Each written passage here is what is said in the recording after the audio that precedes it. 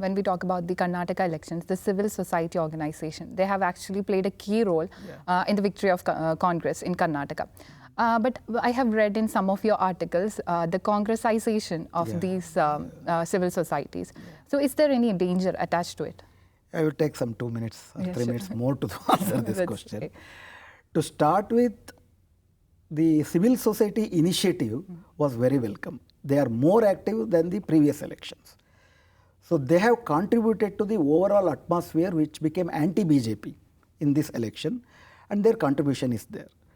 But can you actually exaggerate it to the level of saying that they played the key role in the defeat of BJP is, I think, exaggeration. It is not to deny the role they played by them. They played a very active role. Otherwise, they would have cursed the BJP and remain in the room and even do not come out for voting.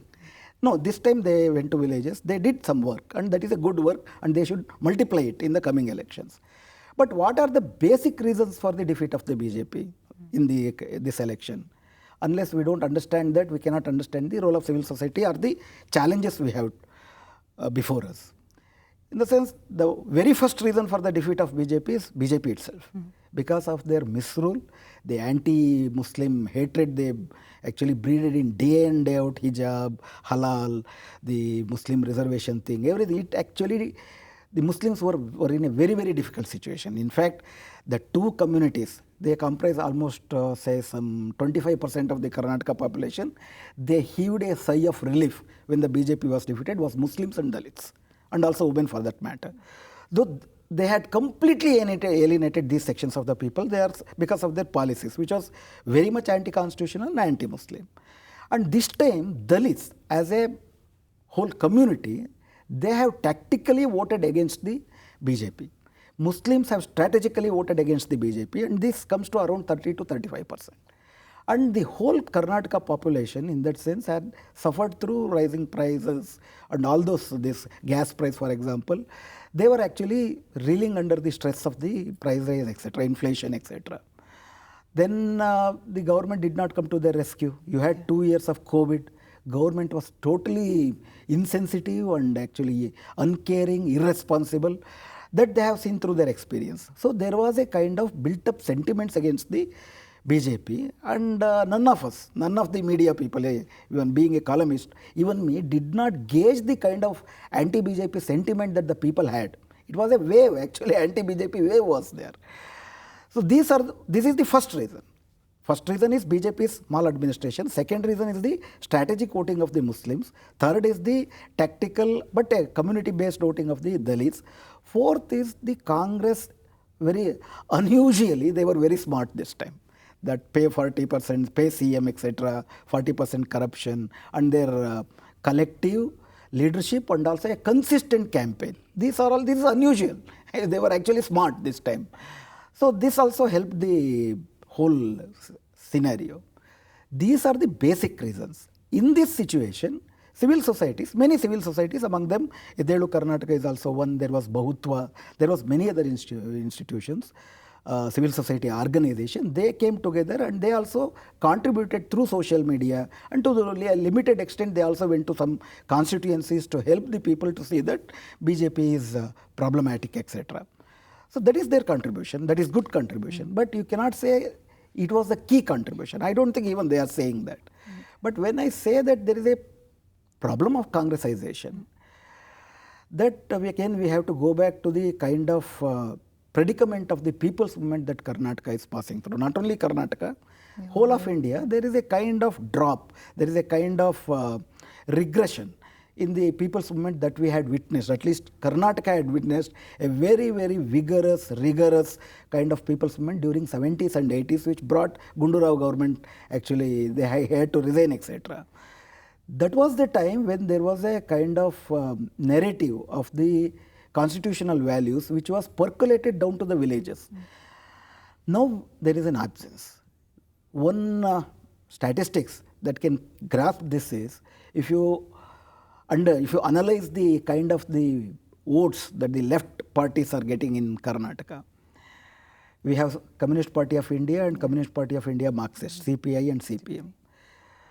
The tragedy is that the combined vote share of CPI and CPM together in the last few elections has not crossed 1 lakh. not even 1 lakh. This time it was less than 50,000. It was, to be precise, it was 30,000 together, CPI and CPM. When you compare that with the vote share that the BJP got, for example, BJP has lost 40 seats in terms of seats, but their vote share is intact. They have got 36% vote share, 36.2 to be precise, in 2018 election. In the 2023 election, they have got 36%. In the sense, in spite of these sentiments, anti-BJP sentiment, and the kind of investment Modi and Shah did in Karnataka, they had actually rented a home almost. They have made Karnataka their home. Continuous campaigns. In Bangalore, Prime Minister stayed for 2 days, had roadshows, etc. In spite of all these things, I mean, in spite of the anti-incumbency wave, etc., they could get 36%. Yeah. It is unlike the Congress vote. In fact, the history of the BJP vote share suggests that by 1989, they had got only 4%. It became 14, it became 20, 24, 33, 36, and 36 is their vote share even today. They have been singularly, and there is a linear growth in their vote share. It is not just a Brahmins party now. It is a OBCs party, it is a Dalits party. In fact, there is no a kind of challenge at the grassroots level for the BJP. There was progressive movement which did not allow the influence of Hindutva over the subaltern people because they are at the grassroots. Now that people's movement is not strong. In the absence of that people's movement, in the weakness of the people's movement, the progressive think that Congress will become the instrument in defeating BJP. But you know, Congress is Congress. To give you a statistics, in fact, in all over India, we have 30 states, 30 assemblies. BJP has got 1,200 MLAs altogether, all over India. Out of 1,200 MLAs, 600 MLAs are from different parties, out of which 500 are from Congress. So, you can say the BJP party is the future of Congress, the Congress is the would-be BJP party. There is a possibility of the Congress, even for the, I am talking about the stalwarts of the Congress party, who are actually arguing for the secularism, etc., doesn't find BJP is a party that they should not go to. There is a kind of, even if you see the Northeast, most of the chief ministers were ex-Congress, most of the BJP chief ministers. So Congress always pursues a kind of soft Hindutva policy, and this Hindutva ideology does not make them to see that this is BJP is anti-constitutional. So you cannot bet on Congress because Congress is the cause and BJP is the effect. That is the Indian polity. You cannot bet on Congress. In fact, very recently, our Deputy Chief Minister, D.K. Shivakumar, is on record saying that there is a TV program which comes in Z channel, which is called Weekend with Ramesh. There is one cinema actor, Ramesh Arvind, who conducts a 1 hour, 2 hour interview with the stalwarts. So he had an interview with D.K. Shivakumar. It was aired. It was in the public domain. He says at once he says in that interview that woman, whether she is your mother, whether she is your wife or your daughter, should be always in the gaze of men. She should not be allowed freedom. This is Manuvada. This is what the BJP wants to actually practice. And the very same minister is on record saying that when Siddaramaiah was the chief minister in the earlier regime, he heeded to the people's movement, and there was a project called Steel Bridge. There was one urban transport kind of project which was shelved because of the people's movement. This particular minister is on record saying that if I was there, I was the chief minister, I would have bulldozed it. I would have bulldozed the social movement, I would have implemented, and he has warned the people of Bangalore that he has a dream for Bangalore. And what is the dream of Bangalore? In his dream, he only gets the citizens who have 3 cars. He says that in the extensions of Bangalore, people have 3 cars and the cars are on the road, on the outside. We have to have big roads. So for that, he will come out with a tunneled Bangalore roads at the cost of 50,000 crores. And if there are people who want to rant against me, let them rant. I will bulldoze the resistance, I will bring it down. So you are pro-corporate and you are pro-Hindutva, and essentially you will be pro-BJP, in the sense even you are ideological. You have a electoral antagonism with the BJP. You don't have political ideological antagonism with the BJP. So you cannot bet on the Congress. But because of the pathetic and tragic conditions of the people's movement, people think that, even the left and the progressive think that you can, depending on the Congress, you can check the growth of BJP's Hindutva without actually developing your own strong people's movement at the grassroots. In fact, even in this campaign, civil society campaign, when they went to people, they say that BJP should not be voted to. Whom should we vote for? That was the logical question. Then they had campaigned for Congress. People actually have asked these people, Congress have betrayed us. How can we vote for the Congress? Then they would say how Congress is better than BJP. They are forced to say that. Yeah. Because their idea is only to defeat BJP. Then you have to attribute things which Congress is not. Yeah. But you have to attribute. So this is the kind of possible, and there are many already in the last 5 months. I myself have written articles on at least 5 or 6 instances where they have continued the policies. For example, in bureaucracy, it is the same deep state that is continuing. Then there was a textbook corrections which was made by the earlier Bommai government, which had introduced all Hindutva elements. And there was a big movement against the Bommai government. Now they have come out with a circular removing only 30% of the suggestions made by the civil society. Other 70% are intact. For example, Tipu Sultan. Yeah. Tipu Sultan was demonized. They retained few paragraphs. There were 2 pages of about Tipu Sultan that was removed. Whatever 2 paragraphs remained in the textbook made Tipu Sultan a demon. That is still remaining. Okay. Because they cannot. Congress party is Congress party. So, but because of the tragic condition, pathetic conditions of the people's movement, and even according to me, the people's movement are in their own comfort zones. Unless you break that comfort zone, come on to the street, mobilize the people, you cannot build the people's movement. See, Modi and Hindutva is not in the legislative assembly. It is in the minds of the people. It is in the hearts of the people. You have to at least strive for another 10 or 20 years, consistently being with the people. That is possible only with the people's movement which have a strong constitutional vision. That demands a hard work. You cannot outsource it to Congress. So what I think is people's movement in Karnataka are outsourcing, fighting Hindutva to Congress party, which I say as Congressization. Yeah. They are not corrupt. In fact, if there was no BJP, they would have fought Congress on the streets. They think it is inevitable today to depend on Congress, which I think will be helping BJP. What happens in the coming days? Now, the major opposition party in the assembly is BJP. Congress is bound to make mistakes, and there will be a kind of furor that BJP will rise. So all kinds of anti-incumbency will incur to BJP. They have their 36%, and this plus anti-incumbencies. In the next election, they will bounce back with a thumping majority. So we should deny the opposition space. People's movement should deny the opposition space to BJP. Then only we can avoid BJP. But by being silent, if you oppose Congress, that will help BJP. So we should not allow BJP to take gain from this. If that is the logic, that will help the BJP. That is another type of Congressization, which I am actually very anxious of. So basically, being an opposition, it is going to help the BJP in the next election. Yeah. In fact, that is happening everywhere. If you see the history of growth of BJP, whenever they are in the opposition, in the next election, they have come with a thumping majority, except for 2009. In fact, every time, the Karnataka witnessed communal clashes when they were in the opposition. And the 2023 election results, that I forgot actually to tell you, wherever they experimented with communal raids, there they have got votes 3 to 4 times that they used to get in the earlier elections. For example, Srirangpatna is the capital city of Tipu Sultan.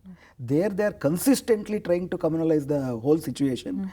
There in 2018 they got 4,000 votes. This time they have got 40,000 votes. Of course, they did not win, but their vote share has increased. Yeah.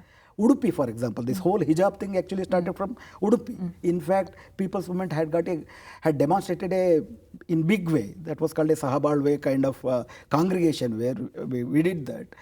But now the person who actually initiated the whole hijab movement against the Muslims, he was the MLA, he was the candidate from BJP. He was elected with twice the majority that the previous BJP men got. And in whole of south of Karnataka, where BJP is not politically, ideologically strong, in whole of south of Karnataka, they have got 5% vote share more than what they have got in 2018. So they are using, see, BJP's growth can be traced in 3 phases. in the first phase, where they are not known to the people, they come out with their samskari phase. Okay. That they are very cultured, they are anti-corruption, etc. The people, party with a difference, etc. They won't say communalism in the beginning. The second phase, once they have got a critical vote share, they come up with their fangs of other Sangha Parivar organization, and the whole samskara becomes Hindu samskara, Hindutva samskara. They try with communal clashes. And the third phase is what we are saying in Uttar Pradesh, or what we are saying in the coastal Karnataka. Karnataka also, in the three regions, they have in the three phases. In all the three regions, where the BJP's growth in three phases, they have got more votes. For example, in South Karnataka, in this analogy, they are in the first phase. Yeah. They portray themselves as samskari. For example, there is a constituency called Chintamani in Karnataka, which is the hotbed of Dalit movement. In the 2018 election, BJP got 6,000 votes. This time they have got 23,000. And there is another constituency called Bagepalli, which was the strong center of CPM party, left movement, etc. There CPM has got 19,000 votes, BJP has got 62,000 votes. And you know Kolar Goldfields. Kolar Goldfields is the hotbed of working class movement and Ambedkarite movement.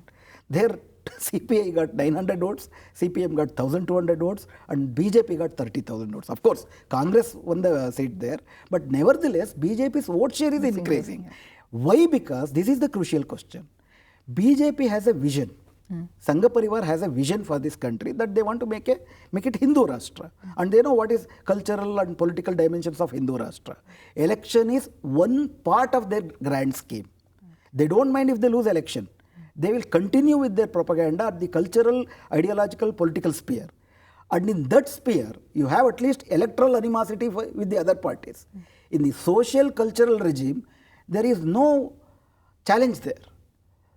On the other hand, other parties are clients in the social political domain for the BJP parties, because when they had this Hindu Sammelana in many places, many Congress leaders were presiding the functions of the Hindu Sammelana. So that's how they actually encompass the whole society. Unless you have a cultural, political, social agenda, program, and 365 days, not only in the elections, 365 days, 24/7. They work among the people. Unless you have a similar kind of antidote with constitutional values, which is possible only by people's movement. Congress cannot do that. Congress is not a cadre-based, they don't have that vision. They want only power. They don't have a constitutional vision also. So when you have a party with such a vision, cadre force, finance, etc., and when you don't have a matching force in all the three domains, that is the situation where the progressive think that Congress will save us. Of course, they won't say that if you ask them, they won't say that Congress will save us. But the program or the strategy or their thinking, at least I think there is a very great danger of Congressization in these domains. They may not join Congress party, they may not be beneficiaries of the Congress party, they may not be corrupt, but they will help the BJP directly without throwing a challenge in all the spheres.